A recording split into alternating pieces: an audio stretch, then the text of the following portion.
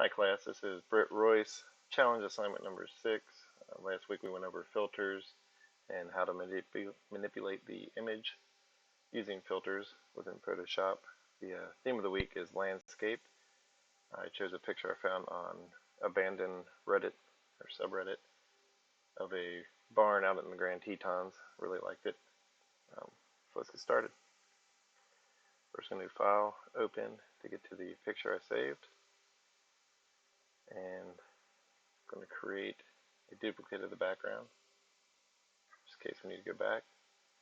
I'll be working with this layer here, the background copy. Tools we're going to be using are the marquee tools and the pointer tool, and we're going to be using the filter menu a lot. Start off, I'm going to draw a little rectangle in the top left hand corner here with the marquee tool. That's just left click and drag, and then we're going to choose filter. And the first one I use excuse me, one I want to use is liquify. It's one of my favorite ones. After you click on it, it brings open the liquify tool window here, and you just left click and drag the mouse to create the effects you would like to see with the liquify tool. When you're finished, click OK. As you can see, it's liquefied or almost marbled the section there. And try to get in close to the marching ants here for my next selection with the marquee tool. Hard to see, even trying to make it even with the effect I used on the rectangle above. And down here we're going to click filter again, and this time I'm going to do blur and the radial blur. There's two types of radial blur, spin and zoom. You can see the window over here shows the different effects. I want to do side-by-side shots. First one I'm going to do is spin. I'm going to leave it about halfway. Click OK. And we're going to draw another rectangle. I'm going to start out here. Get right up close to that one. And click filter again. Blur, radial, and then this one we're going to do zoom. This one will look like you're running towards the point of focus. I'm going to keep it about halfway too. You can see the point of focus is there. It's almost like you're running straight at it really fast. And with the marquee tool, I'm going to select another rectangle up here. And these might overlap just a touch. I'm not the best at getting them lined up. And for this one, I'm going to do the last blur. Do the Gaussian blur, and it's really common through all photo editors.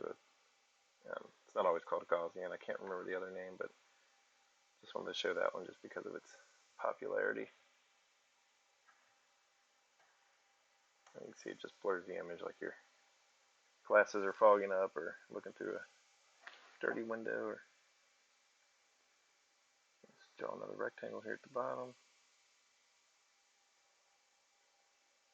And this time I'm going to go into the filter gallery. And there is a plethora of tools in here. Each one of these, on the pane here, tab down, and you have numerous filters. The one I'm looking for is colored pencil. There it is. This one is really cool. I'd actually like to do this whole photo in this. I will after this video. Makes it look like it was drawn with colored pencils. Change the pencil width for thicker lines. Pressure, kind of show how hard they were pressing with the pencil, is my best explanation. And the brightness of the colors. I'm going to leave it all pretty much where it was. Click OK. I'll zoom in on this one. A little hard to see in the normal size picture. You can see it's getting there really good. Looks like it was drawn.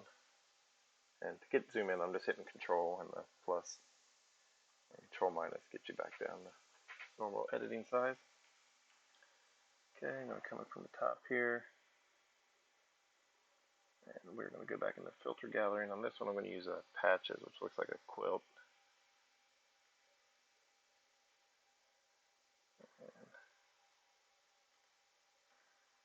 remember where that one was. Textures, patchwork. There we go.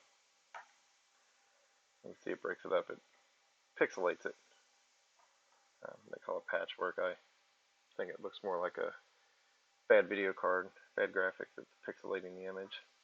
I'm going to leave the square size and relief here normal, and click OK. And I'll zoom in on that one as well with Control Plus.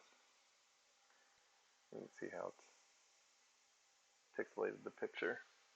Control minus get back. And get us another rectangle.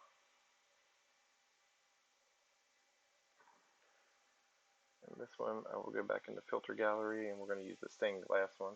That's another really cool one. And let's see if I can make the cell size much bigger here. Click OK.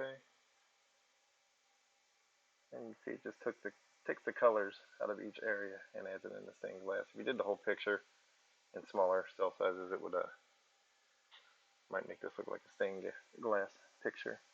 But pretty neat tool. I don't know if I'd use it for this picture, but it's a cool filter nonetheless. It's another rectangle. Filter. This one we're going to use distort and twirl. As you can see, it spins the picture from the center.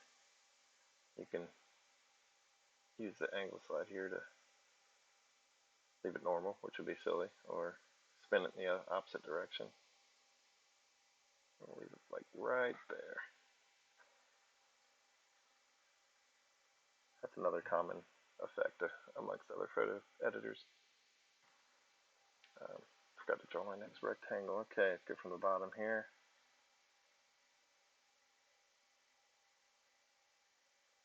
Up. And filter. And let's go back into the filter gallery on this one. I'm looking for glowing edges. It's one of my favorites as well. Like the other filters, you can change the edge width, which is going to be these bright lines, going to thicken them. Brightness, which is going to make it brighter, and smoothness is going to sharpen the picture almost.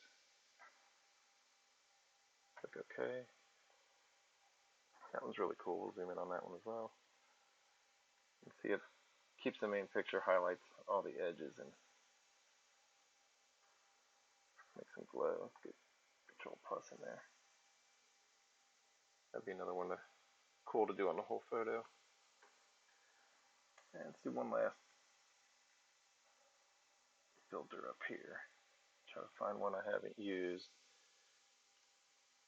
within the filter gallery.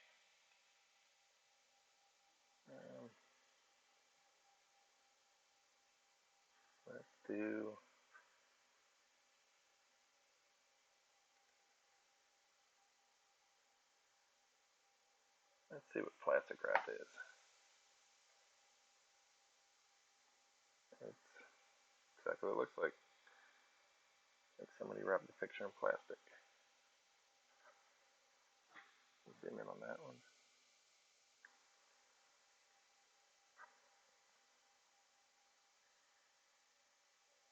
Right.